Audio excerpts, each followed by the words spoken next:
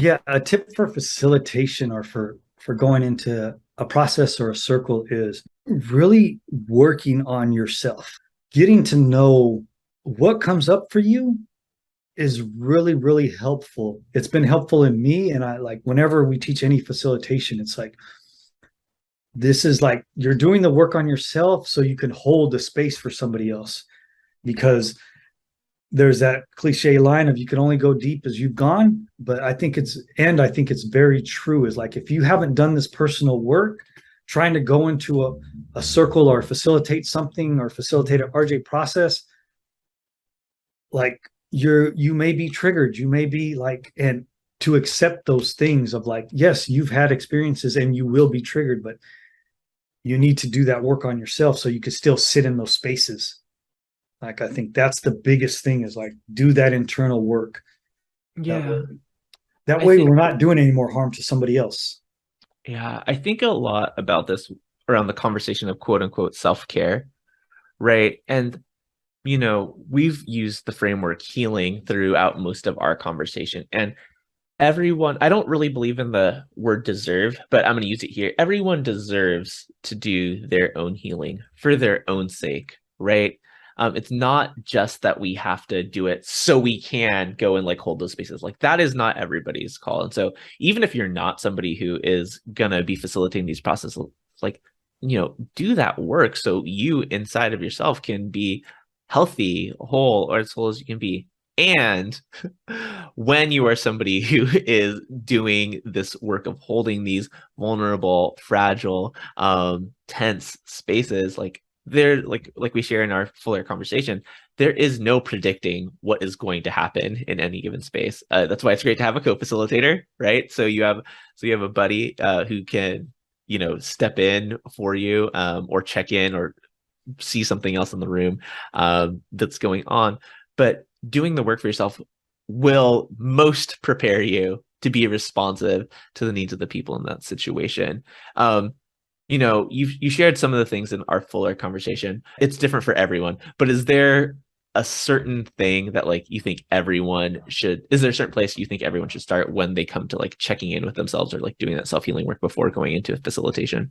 Walking into what I do is and I hope others do this, is walking into it with curiosity. Walking to it in curiosity with the beginner's mind of like, I'm going to learn about these people and not assume that I know it all. Like it's Yeah. just being curious and unlearning what, like I've been taught in this trade of therapy and all this, and like that's not something you're supposed to do. You're supposed to ask these motivating questions and like, Mm-hmm. but hold on. And then also, oh, one of the things is like speak in your own tongue, in your own language, and be authentic. Don't Mm-hmm. try to mimic what you've been taught. It's like if I have a deep relationship with you, I may be able to say something to you that's nobody else is going to understand in the room, but I could say it to you. Mm-hmm. Like, hey, what the hell? What's up, man? What's going on with you? You're going to know exactly what I'm saying, as opposed to I couldn't say that to some white lady that I was sitting in the room and say, hey, what's up? What's the fuck's going on with you? Yeah. Like, oh my God. So it's like, Yeah. Yeah. Yeah. so like be authentic to yourself and the relationship that you have with others in the room.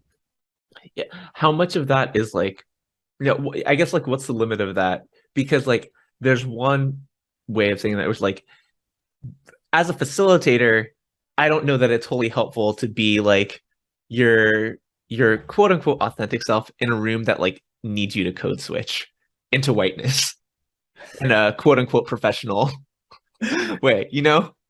Well, I think like laying down the values first of like like this is who I am. Like you've Mm-hmm. been checking in. This is who I Yeah. am. And so like that's going to let the room know like, oh, this is not some person that's going to be sitting here reading off of a script of like, okay, so we checked off this, we checked off that. I'm going to ask you these three questions and that's it. Yeah. So you've already prepared for the answers. It's like, no. And then based on the relationship is where I'll code shift. Yeah. It's like, if I feel like I'm sitting next to somebody I've known for 20 years, I could talk to this person way different than somebody I've known for 6 months. But Or like, just met, right? Yeah. or just met, like our language is different with each other. Or if it's a man or a woman, my Yeah. language is different. And so like just knowing those pieces in like the relationship. So I think but it's going to be authentically me. It's going to be how I talk to you, how I talk to this woman, or how it's not going to be, oh, hold on. Like it's not going to be robotic. Yeah. And I think that's the authentic piece, is like, I'm going to talk in my own tongue. Yeah.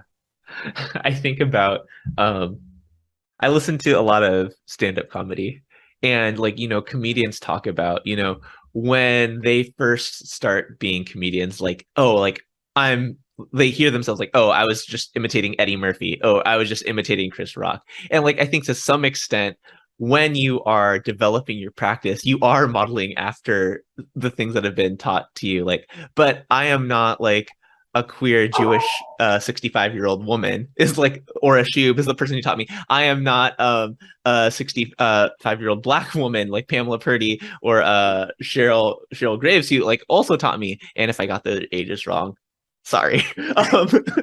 But like the principles of what they taught me are what like I can contextualize and like to the Davidness of it all. Like when we're teaching, like we're not trying to go create like little Richards or little Davids out facilitating this work. It's like these are principles of being in this circle way, in this restorative way, in this healing way. And what does it look like in your body, in your skin? Yes, definitely. Great way you explained it.